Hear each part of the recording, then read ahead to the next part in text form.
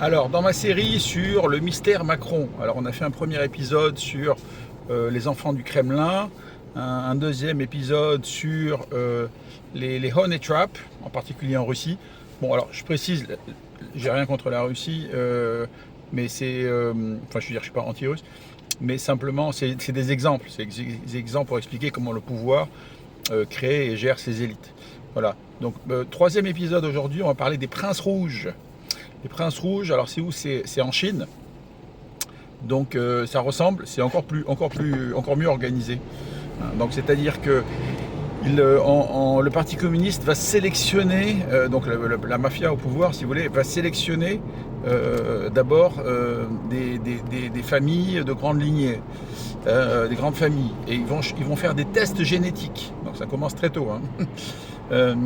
Après, ils vont faire un encadrement très strict de l'enfant, avec une éducation, avec des tests cognitifs, avec l'apprentissage de langue, et s'ils vont faire régulièrement des tests de loyauté pour vérifier si la personne est vraiment fidèle au système, s'il ne risque pas d'être un petit peu libre, d'être un petit peu en dehors du système.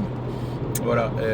Et donc en fait il va être éduqué à tous les niveaux, après placé faire des stages dans les plus grandes entreprises, dans les entreprises d'État, faire des stages militaires. Bon, je me souviens pas de tout, mais en fait c'est le meilleur encadrement pour être au top du top. Voilà. Et donc ils sont surveillés en permanence. Alors là encore, des mariages arrangés, c'est pour ça, c'est là où je voulais en venir. Ne vous inquiétez pas, je vais parler d'Emmanuel Macron au prochain épisode. Voilà. Et donc placement au pouvoir. Voilà. Donc en fait c'est ça. Ça c'est les princes rouges.